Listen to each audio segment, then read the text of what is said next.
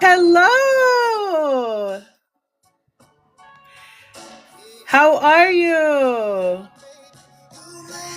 Hey! Oh, we can't hear you. You're on mute. I was saying that I got confused with the time because I didn't realize you were in Central Standard Time. I'm in Eastern Time. So Oh, it's okay. It's okay. Aquí estamos. Yeah, it's all right. thanks for having me. No, thank you. First of all, thank you so much for being here. Thank you so much for agreeing and taking the time out of your day to be here. I don't know if you caught it. I have a screen over here, but I have two screens, so I could see I you. heard you. Yes, I could I see heard you. you. You're doing um thank you. Like I said, thank you for being here. I No, wanted it's my pleasure. to quickly have you introduce yourself and just kind of let people know a little bit about who you are before we get into the questions. All right, my name is Yurina Gill. I am here because Gina asked me when I was intending to run for Congress. Okay, I'm trying to center this. Okay, I was trying to run for Congress in Florida, 26th congressional district as a Democrat. Unfortunately, I wasn't able to raise the funds that I needed to secure the nomination. So I had to drop out because unfortunately, elections sometimes are decided before the people get to the ballot. And in this case, it's with a very hefty fee. And then also, so when, like me, I'm inexperienced, I'm just a CPA.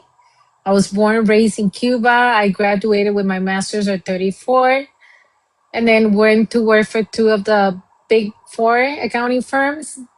And I've been working in different areas of accounting through my career. Graduated late because I had to learn English first. I came when I was 18, so I didn't even speak English. That Wow. was a It lot. was. It was. So, I don't know. I think I can't remember or pinpoint exactly where I started following you. I don't. You were on somebody's live, and I was like, "Wow, this is an incredible woman." Um, and what really called out to me is that, pues, tú eres cubana. My dad is Cuban. I don't know my dad, so I mean I know him, but we're not like in touch. But Close. I always Yeah. wondered about my Cuban side, and then I saw you, and I'm like, oh, that's my prima. I was like, I gotta get her in here. I gotta get her in here to get One a of the few Cubans that is a Democrat yeah. since inception, like I said, because I'm a Democrat since I became a U.S. citizen. Wow, that's beautiful. And I think that was one of the things that really like called me to you is because unfortunately, like when this administration first took place, it was a lot of Cubanos que voted for him, que votaron por él. And there's still some that are holding on to it. A lot have, like I said, fallen off the ship. But some of them are holding on like, oh my God, like there's no tomorrow. Yeah. Yeah, But it was rough to see that. unfortunately, there's a lot of things going on that are not benefiting them. So, so they pretty much shot themselves in the foot. Like I was talking to this lady the other day, and she says she votes with her pocket. But she's no longer Daddy Trump, but she says she doesn't like Democrats because we give people free things. And guess what this lady does for a living? She works with people with disabilities. Those are the people that we give free things. And her Wow. hours have been caught. I'm like, you understand, like, you actually did this to yourself. And all the stuff that you say that you don't like, that's actually your job. That's how you get paid out of this. Wow, Yeah. that's incredible. It's really interesting to see how people's not only like people's rights but people's pockets are being stripped of money, the taxes that are going to the elite, and just like during like with the big beautiful bill, all the money and all the funds that were getting cut to support their agenda, and still people said, "It's okay. I'm okay." Like it just didn't make sense. One of the areas that voted heavily for Trump is an area that there's a lot of Venezuelans, and they didn't think about it. They were so happy with the tax cut, the little tax cut that they got. And the other day, there was a protest of mothers that have kids with autism whose ABA therapies have been cut off. Wow. That Wow. is really sad because, you know, these are human beings. Yeah, definitely. And and the lady didn't understand that she benefits from those freebies that we give because it's right. It's the right thing to do. It's the moral thing to do. I'm a Democrat, but I'm not for free handouts. I believe in giving people the tools, the real tools. You know what I'm saying? Like living wages, like universal health care, like universal higher education. That's not limited to university. It could be a trade too, because not everybody wants to go to the university. Not everybody needs to go to. You can still make good money by being a plumber, an electrician, I don't know, a coder, maybe not more, because things have changed. But you know what I'm saying? I'm believing in giving people those opportunities. Like, if you give people living wages, people are going to want to work. I bet that some people are not going to be able to because Hmm. they're not in a situation where they can't work. Like, imagine if the patients of this lady, there are people with disabilities, incapacitated, right? They can't walk. They are asked to do certain community hours to get SNAP or something like that. Yeah. Like the Yeah. services of this lady got caught up. I'm like, you leave of this. They Absolutely. don't understand. No, it's like almost like I truly believe it's like at this point, if you support this administration still, it's almost cultish. It's like a cult. Oh, it's been that for a while. Yeah. But at this point, you just like don't know how to back up. Someone told me that Trumpers do talk about it among themselves. But more and more people that I never thought I was gonna hear them say they're not happy. And they might not be Democrats, but they're not happy with that. The poor things like barely understand what they're doing, where like everything they call it like communism. If you want universal health care, listen, we send $3.3 billion to Israel every year, and guess what? They have universal health care. They have rent assistance. They have high education. I'm like, why can't we? Like, we're the only developed nation that doesn't have universal health care. But also, people need to have living wages, and for a long time, and I'm very pro, gun reform. But I think we need to heal our people because we're literally strangling people, like squeezing them. You make wages are not living wages. You can't afford rent.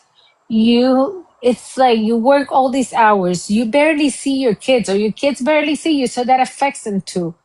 And I'm 100% sure that that's the main reason why, there's like mental health issues, which lead to gun violence and massacres. Hmm. That is the root of the problem. People need better quality of living. People need to work 8 hours and be able to live with that. And if they want to advance and make a sacrifice, and get two jobs because they want to make a business or something, that's just because they want to advance, not survive. Yeah. So, and people need not just that, people need vacation, people need benefits, people don't need to have like medical debt. So, people need to have a better quality of living because ultimately, these are the workers. You know what I'm saying? They're the consumers. We need to protect our people. Absolutely. Absolutely. We're living in a fight or flight mode.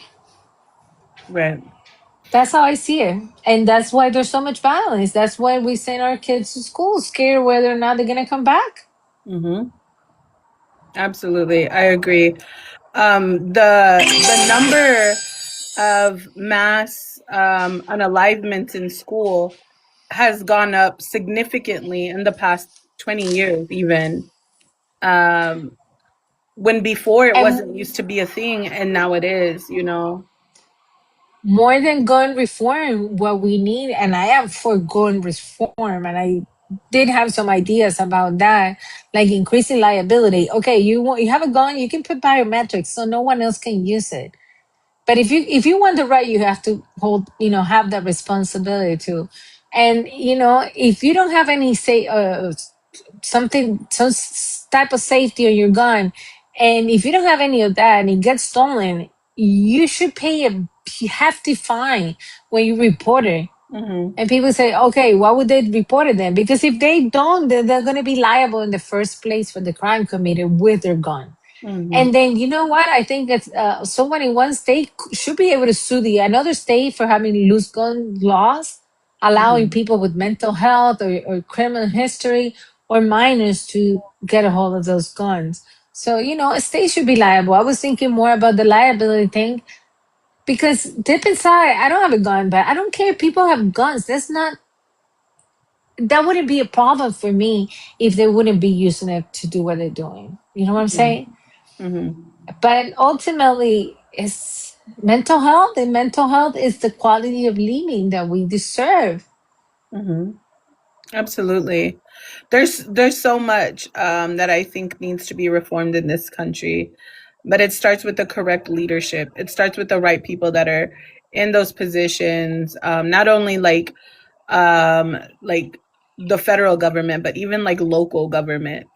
We have to make sure that we're putting local people in these positions so that in case we have what we have now, when it comes to the midterms, the people that we put in place, we can make a change. People don't understand how important the midterms are to make sure that you're participating in the midterms. So I um think they're starting to get a hold of it. yeah, they Yeah, are. people are They are. scared. People are Exactly. scared. They can barely make it to the end of the month. It's so bad. It is. It And here in definitely is. Florida, we have to pray not to get a hurricane. Hopefully, there's a Nino, so we're probably gonna melt, but might not get as many hurricanes because of the Saharan dust. Because DeSantis and this company that have overcharges have depleted the emergency funds on Alligator Alcatraz, and that's the only reason Wow. why it closed. Wow. That's incredible. I did not know that. You learn something new every day. Well, I just have a Absolutely. few questions for you, señorita.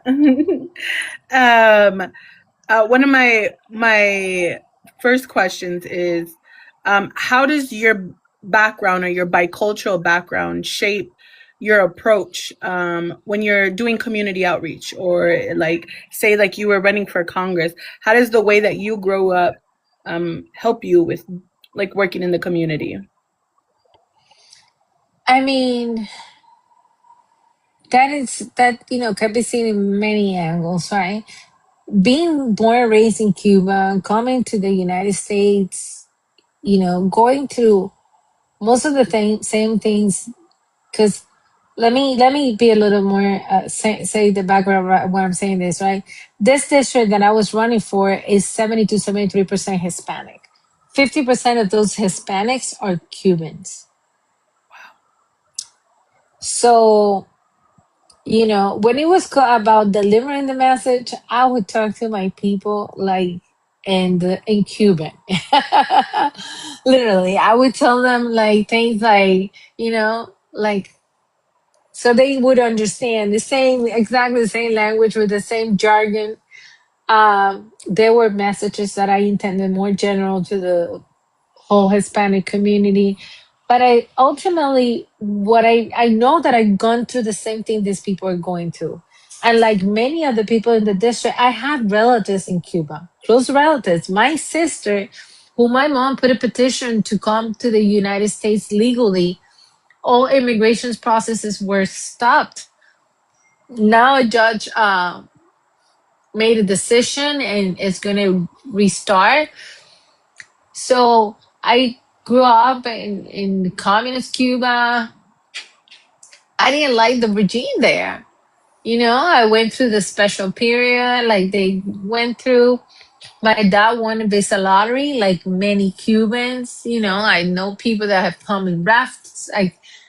I am exactly the typical person here. And that's when it comes to Cubans. And when it comes as a Latino, obviously we're immigrants. So I can relate to the people like that. Yeah. And one of something very important for me when I was running, it's because I came from Cuba at 18, Mm. hoping that would incentivize other of my, you know, fellow Cubans, because a lot of the Cubans that are running are not necessarily Cuban, you know what I'm saying? They're born here, third generation, but more newcomers to go for this type of positions, and also, show them that there's another face to the Cuban, that you don't necessarily have to be a Republican, because my compatriota, they're a little bit populist. No, So I always this is off topic. This is not a question that I have, but like I would that's always fine. think like do you would do you think that like coming to Cuba and coming here to the United States, just how it's different type of like I guess you can say like liberties, I guess it's easy for the Cubans coming over to the United States to get indoctrinated into being a conservative or Republican because of just the difference in countries, not fully knowing and understanding what they're following. Yeah, yeah. I think like the Republicans, the old Cubans, and in fact were part of the previous regime, because Batista, which was the president before Castro, got to power through a coup. You know what I'm saying? Mm-hmm. And he killed over 20,000 Cuban people, or only, I don't know, whatever. You know what I mean? So they just came with a lot of resentment of what they lost, but they were not good either. And then in the last year, they have leveraged a lot, giving free things, relating that to communism, even when you say the word socialism, because that's something that they often use in Cuba. But in reality, it's also, they use that fear and sometimes the ignorance. But sometimes they're not ignorant people, but there's still fear. I travel like a good amount, and I've been to Norway. Wow. That's a social democracy. And in fact, we are in part a social democracy. There's a lot of things here that are provided by the federal government. As long as we have that, we're not pure capitalism, because that's what they're trying to turn this into. I don't know, even know what the hell they're doing here. But there's so many, all the developed nations have all these things, and none of them are communist. They immediately jump to like Cuba, Venezuela. I'm like, those are dictatorships. Right. And then they just read the label, and they don't look, it's like a book. They just read the title, but they don't look inside. And when you look inside, I'm seeing things here that I saw in Cuba growing up. Mm-hmm. The totalitarian government that, you know, takes the constitution as a suggestion, that deprive people from the most like basic human rights. That's Cuba. And now there were some protesters in New York, in LA, that have been indicted because they were protesting outside uh, one of the ICE detention centers. And now, because they're Antifa, because, apparently Antifa, first of all, it's just a movement. It's not really a group. But if there's a group, Antifa, I'm the first member. Because anti-fascism should not be domestic terrorism. It's crazy. But then we got the January 6th like rioters that attacked the Capitol, attacked policemen, and though it's surreal. Like, it's the same thing, different labels, same thing. Yeah, if I'm not mistaken, wasn't this administration asking to give reparations to the J6ers? They were asking them to give Absolutely, like that's absolutely. That was blocked, but they're probably trying to take the money from somewhere else, just like what they doing with the ballroom. Like Mario Diaz-Balart was the guy I was running against, and he was like, "Oh, there was no money in my appropriation for ballroom, but they had certain money to security, and then the money was being moved to the White House for that project." And the guy was like, "There's all these like transfers here. How come you don't know that?" Right. Exactly. They Um, think we're stupid. They really think we're stupid, and some of us are. and he banks on people not being very intelligent. He even said, "I don't like smart people, or smart people don't like me." Yeah. Like, hello, that should say something to the people. Like, They don't care. They don't care. There were people just saying that there's no embargo in Cuba. Let's say, I mean, Trump himself talked about the sanctions that he imposed in Cuba. I'm like, who's lying? So he's lying then? You're saying that what he's saying is not true? Because, they love him so much that they make excuses, but the excuses cannot be saying that, there's no sanctions right now. yeah, And they're saying that what's happening now has been happening for 67 years, and that is not true. yeah. That's not true. I never seen hospitals without power. The child mortality rate has gone from 4 for every 1,000 born alive to 9.9.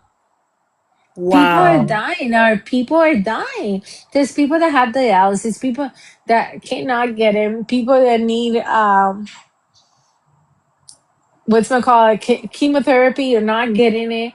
People who need surgeries, and they're being postponed indefinitely. My Mm-hmm. niece is in Cuba. The school course that got cut off. The kids Wow. were released before. I saw So, some videos of Cuba, and some parts of Cuba is in total darkness. I was just like, that's oh, many parts, incredible. many parts. My friend's aunt in Cuba, like she's been 45 hours without power, and then power back for 2-3 hours. It's not even enough for your food to freeze. So these people that don't have food are getting the little food that they have like rotten, like gone bad because of the outages. And not just that, some people are also out of gas because there's no I don't know, there's no gas, or it's just they need electricity in the plant, or water, because they need to have electricity in the water plant in order to pump it. So how do you live with gas, without food, without power, and without water? Wow. It's inhumane. It is. It is. Obviously it's easier for them to say it's just the regime. And I'm telling you, I'm not defending the regime. I hate the regime. But this is on us. Absolutely. I mean, unless Trump is lying, and I don't think they would like to say that either. So I put it out there for them. I'm like, which one No, is it? I think they'd rather cut off their hand before they say Trump lied. Well, at least the people who follow him. I um, know. I was my next question is like navigating the political landscape.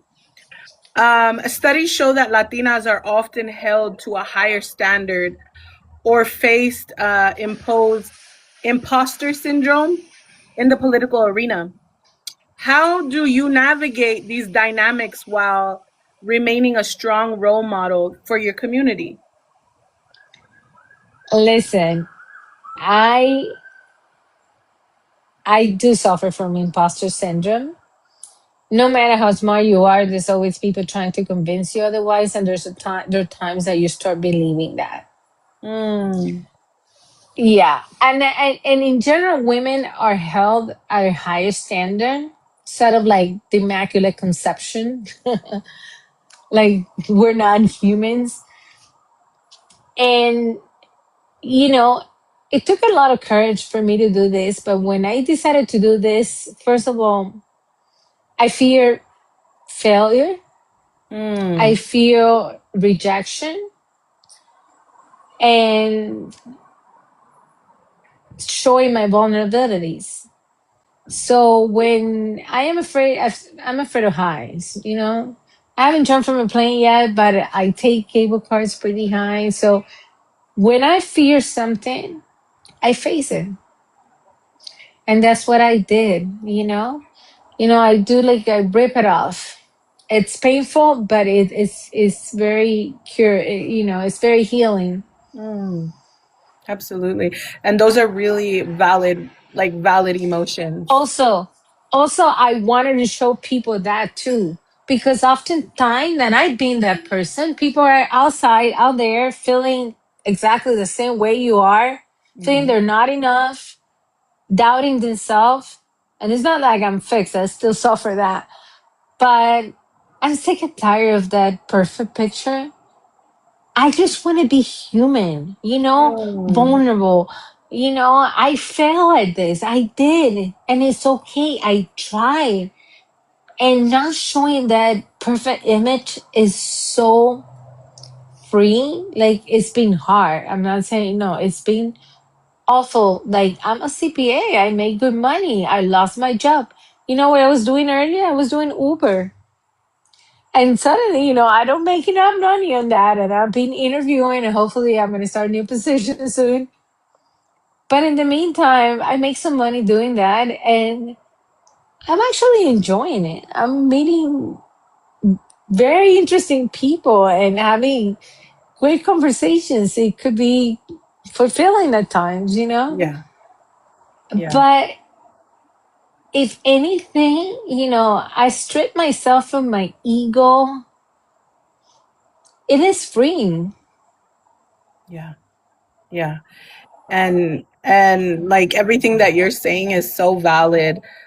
We had, well, there was a comment in the comment section that said, "Can you explain why women are held to a higher standard?" Well, that's easy. We can see that even like during the presidential race, right? Like men are allowed to mess up, say something, and oh, it's okay. He's just, he just got a little bit more practice to do, or his speech wasn't very well, and oh, like he did fine. But Ms. Harris laughs a certain way, and oh my gosh, did you hear her laugh?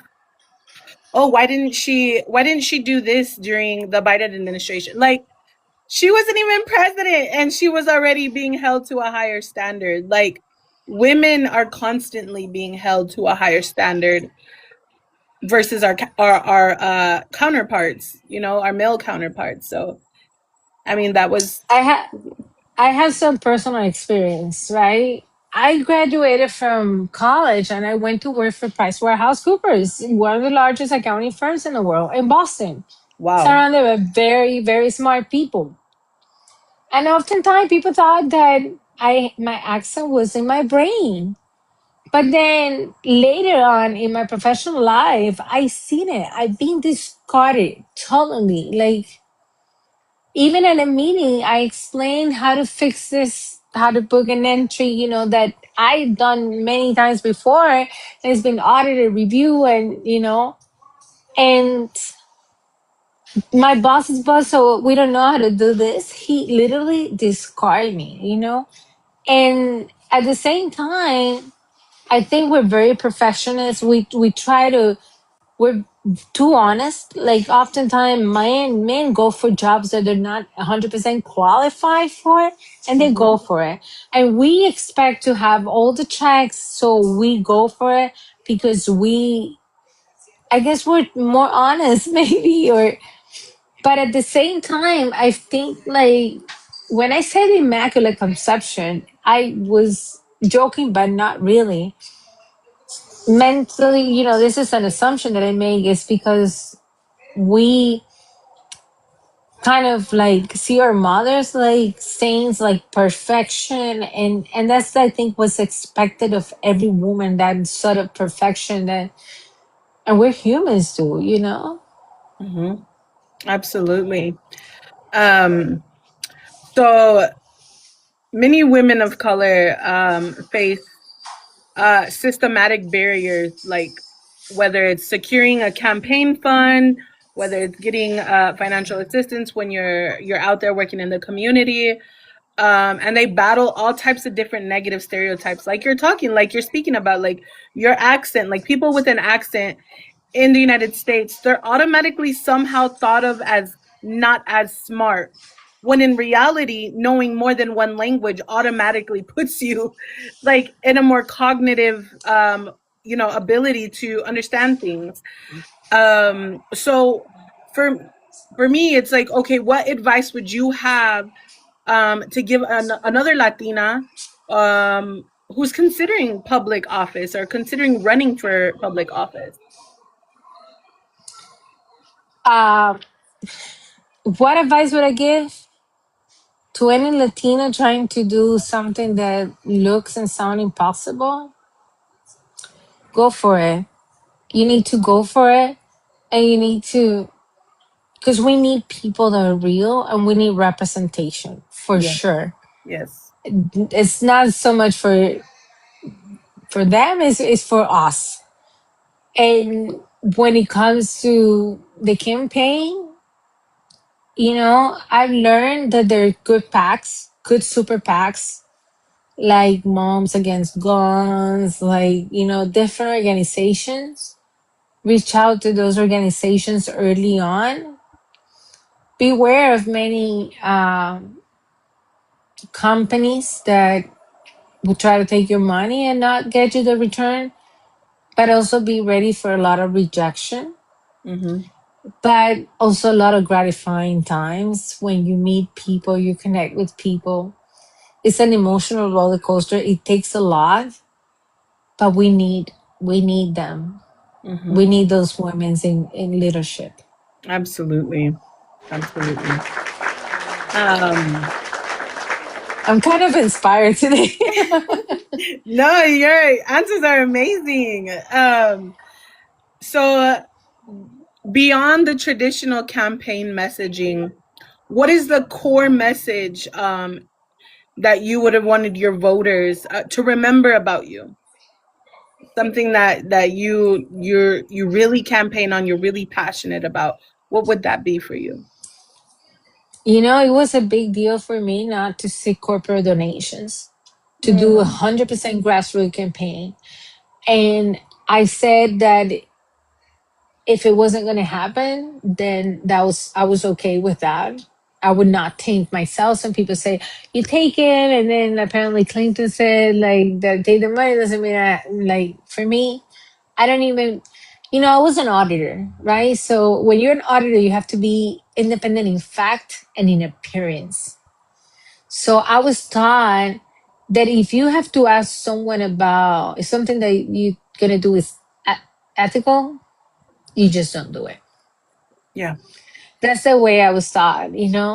So I'm very proud of that. Hmm. Um, That's, yeah. there was another woman that I interviewed as well. Her name is Miss Shonique Williams. She wasn't able to too because of lack of finances, because like yourself, she's completely grassroots. And it hurts my heart because the Urinas, the Shonique Williams, like all the amazing women who are doing it grassroots, you guys are the ones we need in these positions. Like your guys' And voices. we're pretty much filtered out by money Yeah. because elections are, and that's one thing that hurts a lot. Elections are not decided on election days; they're decided before. Mm, And mm. there's a lot of organizations out there helping. For me, it was my first time. I was unknown. I'm not sure whether or not I'm going to do it again, but I will. If I do, there's things that I learned, and I would try to seek that support before or early enough. But like, I'm so glad I did this. Like, I learned. I'm sure It it was was a definitely really an beautiful. experience, and I met a lot of great people like you see. It was I a. don't know, I'm I'm sure it so. was a really beautiful experience though. Like I would be so nervous to run.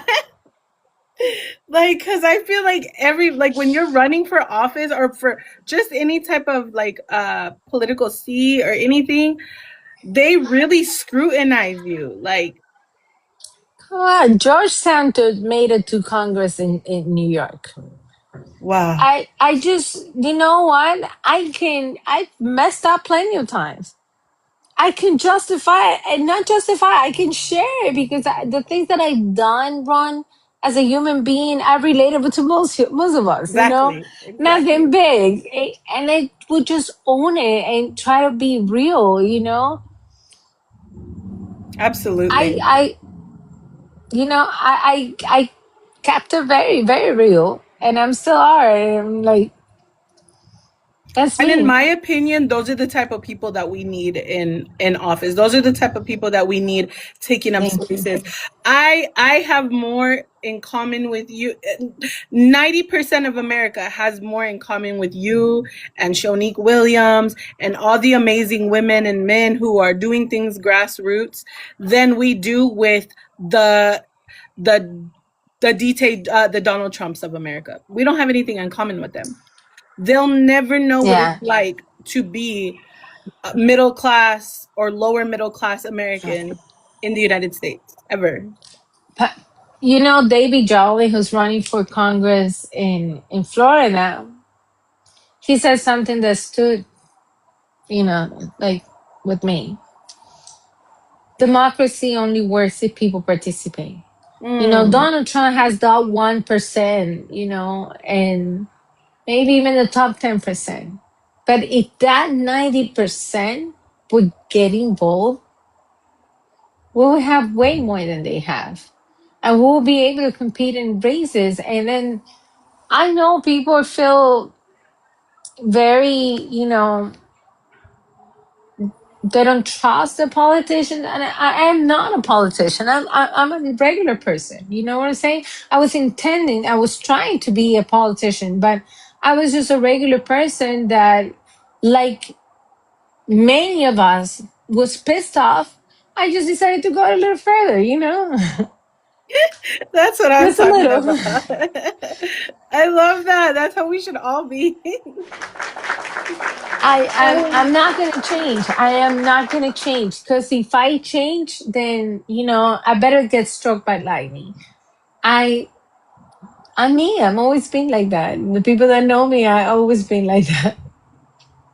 I love it. Yeah, like I don't I'm trying to really remember whose live I saw you on and then I followed you cuz I was like, man, that's somebody that the community can look up to, like the way that you're able to maneuver and navigate through everything that you've experienced, and then like it really resonated with me, that you immigrated over here. Like my mom, I'm first born, I'm first generation, so my mama is a Chihuahua.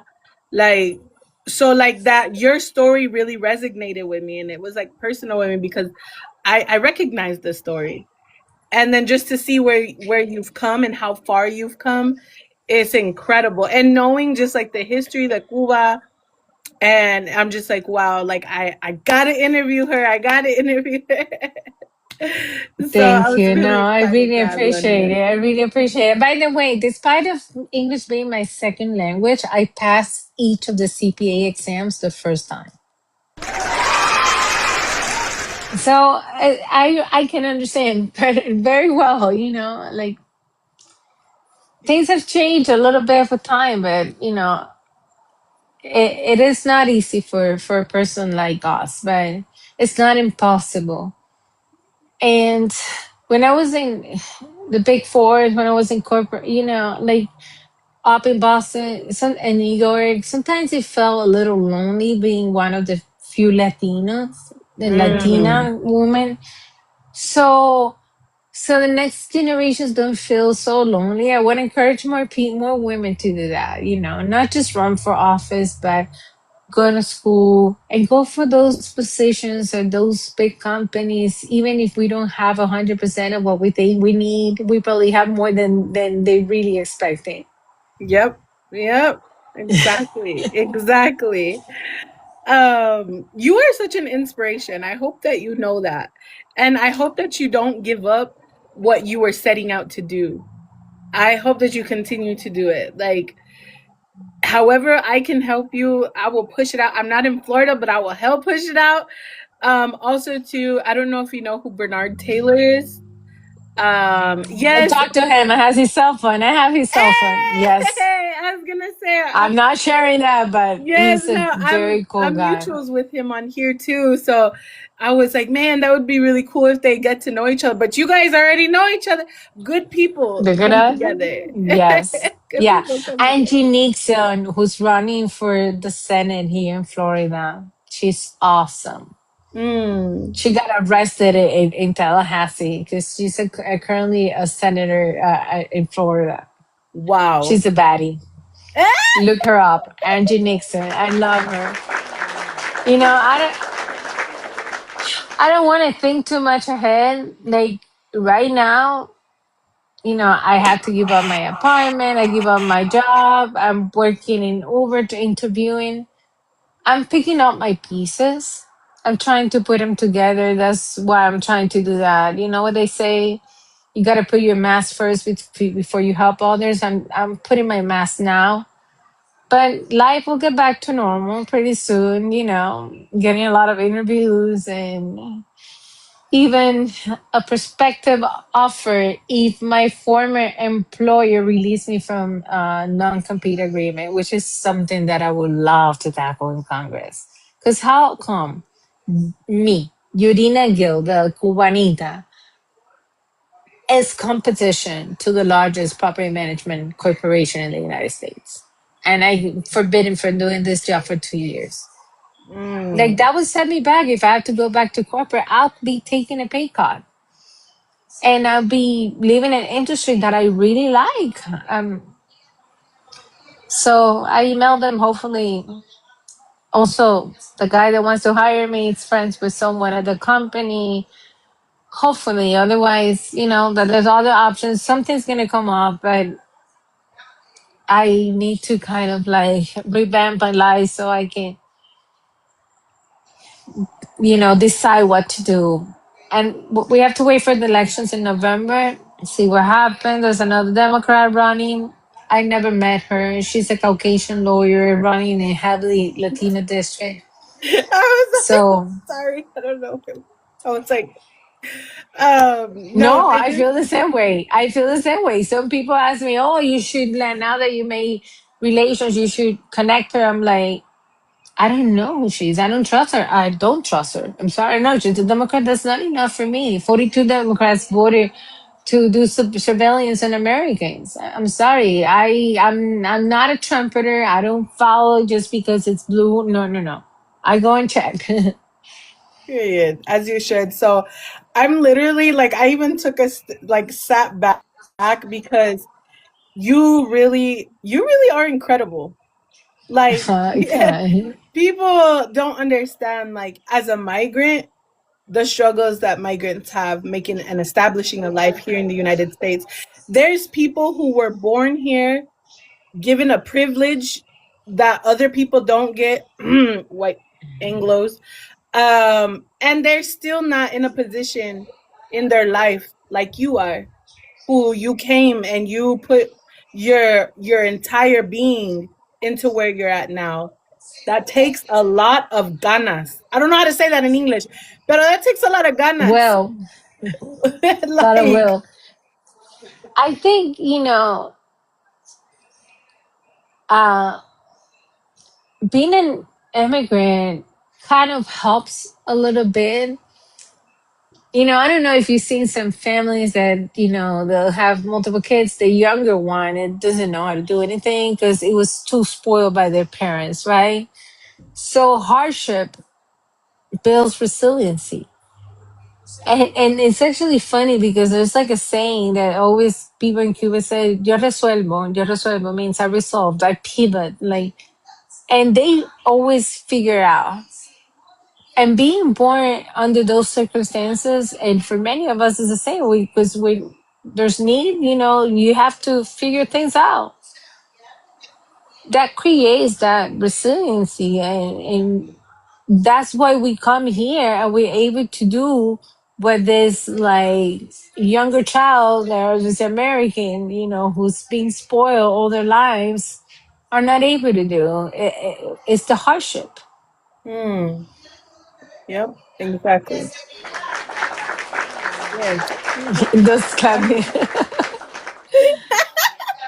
I know.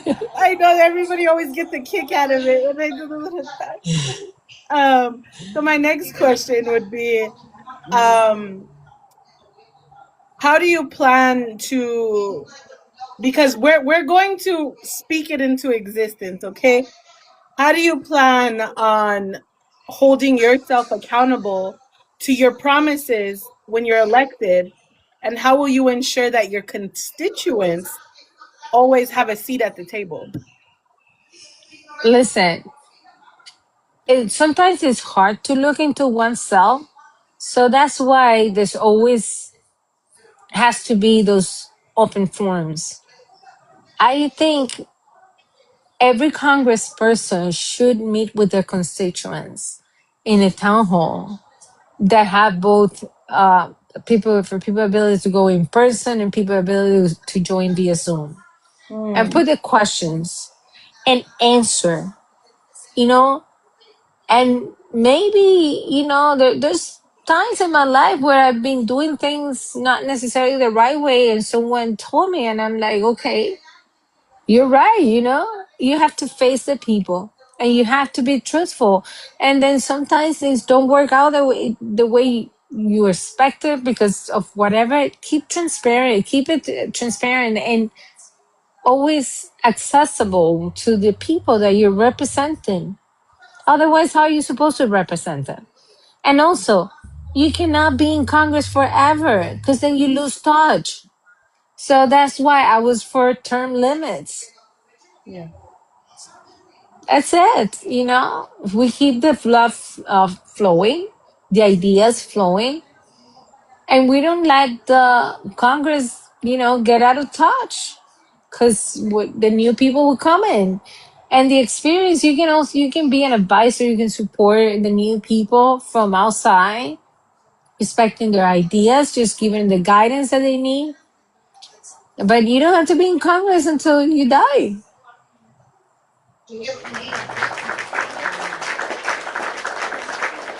So we're kind of dealing with the whole term limits thing because in Texas you have the demon on wheels that's been running Texas for Hot Wheels, Hot let me Wheels, get Hot this. Wheels. I'm sorry for like nothing personal, but it's that guy, He is And since I don't terrible. discriminate, I'm gonna insult him. But no, I'm kidding. No, no, he's bad. No, He's bad. he is bad. Like, just I'm a Tejana. Like, I'm born and raised in Texas. Um, he has really, really demonized and just weaponized his platform and his what he does against our people. If you are black or brown in Texas, you know it. Like, he doesn't like us. He makes laws against us. He was very disappointed when he couldn't use actual bullets when facing quote unquote crisis at the border. They had to use rubber bullets. He was really upset about it. He said, I just don't understand why we can't use the real things on these people. I was like, you're talking about human beings, like just the carelessness and the heartlessness. And to know that there's no term limits. If he were to win again, that would be 16 years that he's just running Texas. Well, like in terms of having a bad governor, you don't make me jealous. We have DeSantis here, Oh, God. but Oh, at least there's term limits for our, gubernatorial office. no. And So that's in Florida. That says a lot. That says a yeah, lot. yeah. But Florida used to be purple. Yeah. Yeah. That's true. Well, we're hoping for the best here in Texas. Hoping for the best. I have faith. Yeah, it the rest of the United States tends to look at Texas or California as far as like, what's going on in the political arena. The extremes Um, on each side, yeah, yeah. yeah, so I'm really But hoping. look, Georgia was a very red state I and saw has that. little by little, yeah. Yeah, that was amazing when I saw they turned blue. I was like, wow. That gave me a little bit of hope. That really, really did. Stacey Evans had a lot to do with that. Yeah, yeah, yeah. I believe so too. Um, She was awesome. She was awesome. yeah. I really liked her. These are the people that I look up to. Well, there's people around you that look up to you like that. So don't Uh, stop. Don't stop doing what you're doing. Continue, because you're an we'll see. We have to especially right now. wait. Especially right now, we need We more got to see people what like happened you. in November.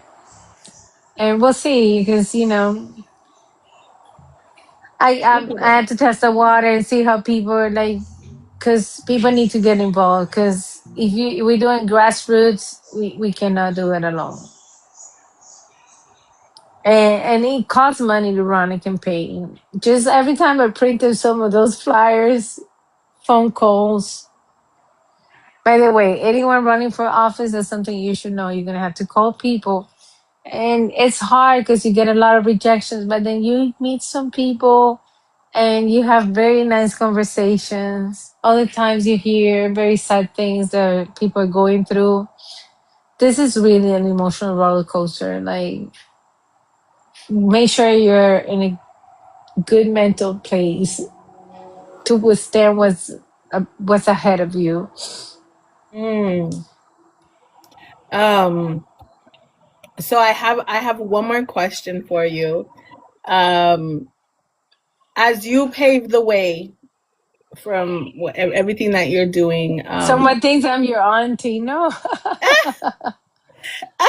I could be. um I know, like, I don't like, I'm always curious. I know this is a side note. I was getting to the last question, but like I said, just knowing that I don't know like my dad's side, which is the Cuban side, there's there's a lot of things I probably don't know that are possibilities. So I don't know. um so as you're going through your steps and just you being in the political arena and just like period and like throughout your life, who has been guiding, um you and influencing you, and how do you plan to mentor future Latinas behind you? Yeah, I mean, growing up, I had my stepdad. He met my mom, and the first date was to take me to a park on my birthday. And they married when I was 4. He was a professor. He was an educator, and I still quote him on a lot of things. He was a beacon for me, like definitely a mentor. But then throughout my life, I have found mentorship through many people. Like a former boss, when I started doing bookkeeping work, which lead me to become a CPA. Her kid is autistic. He's no longer a kid. He's like 27 or 28 now.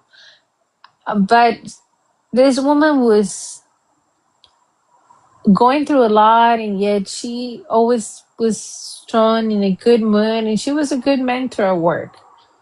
And then I also have a very good friend who's from Zimbabwe and has a very thick accent, and he has like one minor, two majors, one master. He's doing another master now, and I'm like, if he didn't, like, why can I? And he helped me a lot. Like when I was going to school, there was no chat GPT. So I had him proofread my papers, um, give me feedback on my resume, do mock interviews with me when I was prepping for a job interview. And there's other famous people that I look up to, like Jane Fonda, like what's it called, Cindy Lauper, like women that I see that I love. AOC, I love Jasmine Crooked, uh, Melanie Stanbury, something like that. She's pretty baddie too. I I try to find inspiration in people, and there's a lot of that around. If we really just look, we don't. It's not that hard to find mentorship, and for me, you know, how do I want to mentor other people? First by doing what I did, and maybe I do it again and I want to create paths for. I would love to do something like what David Hogg is doing, try to create uh grants or scholarships, or like maybe it has to be through a non-for-profits for new generations of, because I think like everybody who wants to run for office and is a regular person should be able to do it, no matter what you do. Is the diversity and expertise like what we need in government. We have a lot of lawyers in DC, you know what I'm saying? Like, I think people bring different expertise, and I would like to do that. And at the end of, I'd like to teach at some point. That's beautiful. Um, you have a really, really calming spirit. I don't know if anybody's ever told I you that do. before. Yeah, like yeah. I'm biting my nails. I'm very anxious. I'm 100 miles per hour, but I guess I do have peace inside. Yeah, when you have peace inside, it radiates out, you know? Even when you don't think it does, it does. Um, and Yeah, like even in the you times that invite I'm people. going through. But yeah, yeah, I have a problem. I like people. I don't know. Something might be wrong with me. Actually, and that's why I want to stay in the because I was doing property management accounting, and you have so much contact with people in your community, and I found that fulfilling. And I would do trainings to the property managers, and I had to do a lot of public speaking there. Maybe that's like something that was not a problem for me when I was like, at least not a big problem. It's always got a little nervous, but the normal nervous, you know what I mean? Well, you're doing amazing. Even through your nerves y tu ansiedad, you're doing great. You're doing great. Um, I have to. That's the thing. Like, a lot of us don't have the luxury of falling apart. We have to keep going because we have no choice. yep, that part. That part. Um, I really, really, I feel compelled to make sure that you know and to empower you and encourage you to keep going and keep doing what you're doing. You inspired me, and I'm way far away on the other side of the That's country. awesome. That's And awesome. yes, so just You keep know, going. one time I was outside a shopping center giving my flyers, telling people about me. And I'm never going to forget this because this is something that stood out to me. I give the flyer to this lady that was with, like, I'll say 7-year-old girl. And the girl, as I'm leaving, asked the mom, "What's she doing?" And the mom was, "She's running for Congress." And I was like, it reminded me of Sonia Sotomayor's book. Someone in the first chapter, it says that someone asked her if she dreamt that she was going to be a judge. And she said that there were not judges in her family. She didn't even know that existed. How can you dream of being in something that you don't even know exists? So it has a lot of, makes a lot of impact in the community when someone like them that looks and sounds like them is doing something. It makes you believe in yourself, which is the first step of for achieving anything. Absolutely. And that's beautiful, that kind of like that correlation that you had between what Sonia said and kind of like the question that you got asked. It kind of like it was in alignment. It was kind of like a confirmation of like, hey, this is probably where I should be right now. And I know like getting those little signs from the universe, from God, whatever you believe in, uh it's really encouraging. It's really, really encouraging. And so I'm really proud of you. Thank you so much for being here. I could My listen to your pleasure. stories all night. I Now sit I'm gonna back and go I'm back just inside listening. because I don't want to be noisy and it's getting hot here. No, But it thank has been you. very nice talking to you. And yeah, someone said on the like over there, there's we all teachers, by the way. Yes, that is true. And we are also all students at all times. Yes, It's great absolutely. talking to you, Dina. It was really You great. Like, too. I have Mexicans in my family too. My family is very diverse. My Nice, aunt, my nice. cousin is married to a Mexican. Well, Mexican like you, descendant, like first generation. Oh wow, okay. So then you're familiar with us then. Oh yeah, absolutely. Plus, I'm very multicultural. I've been to Mexico to multiple times, including Mexico City. Oh, nice. Did you like it? Love it. I would go back, but I want to It's also go to all the beautiful. areas in Mexico. Oh yeah. I always tell people the best parts of a country are the parts that tourists don't go to. You know? Absolutely. The Yeah. small So towns, right? Yeah, yeah. absolutely. Yeah, absolutely. So Anyway, thank you, it was Miss great Yuri. talking to you. Yes, ma'am. I want to catch up with you in a few months. We'll do, it's okay, Saji.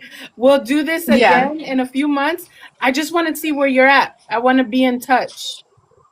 that Let's sounds see how good. it's And then we're going. connected anyways, and I answer to the messages all the time. I appreciate you. I appreciate you, and I appreciate that.